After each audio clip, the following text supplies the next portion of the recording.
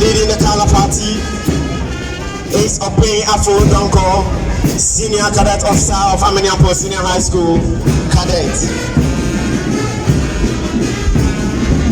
Followed by the parade officers, the commanding officer. But your friend Higa.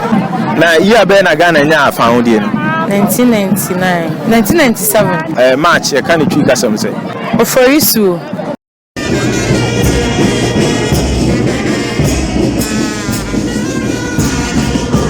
What did you say? Maybe Victoria Morrison. Now, you have been a Ghana independence. Any Okay, now, month, you know, March. Tweak us some here. But you didn't say. We did in Anama. And Ghana and your family, who did not catch Ghana for. The American say a radi in Ghana mine. Say a radia may not feel back one can see. A radima Ghana, my enyakesi, enyakrabeshe, and my aim. Okay. Now, you have been a Ghana and your independence.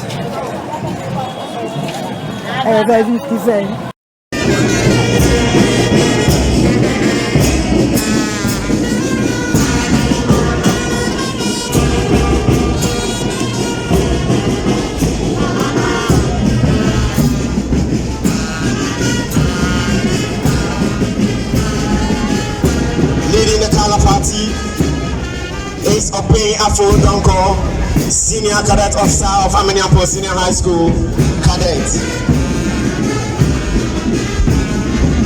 Followed by the parade officers, the commanding officer.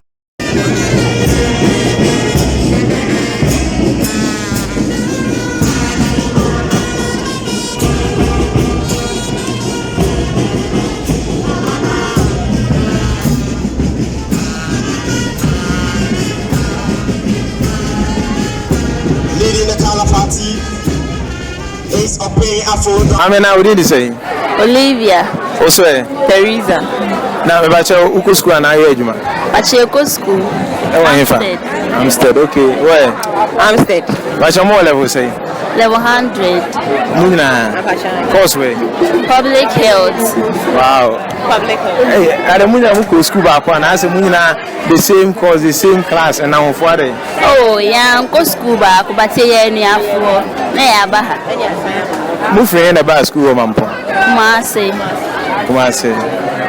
Oh, now and the Ghana and ya found the dinner more catch Ghana for a status. Yamagana for you now, every move. Say, and I'm to me, Jay, and I had that to Asante, no more, Kayantiasi, yet I won't Sister also coming. Oh, yeah, I can say, or more a happy Independence Day. Yes, share and quatenting at the Ghana, said the Debia, Yen Twasosa, yes, chef, and would you, and said the Magana.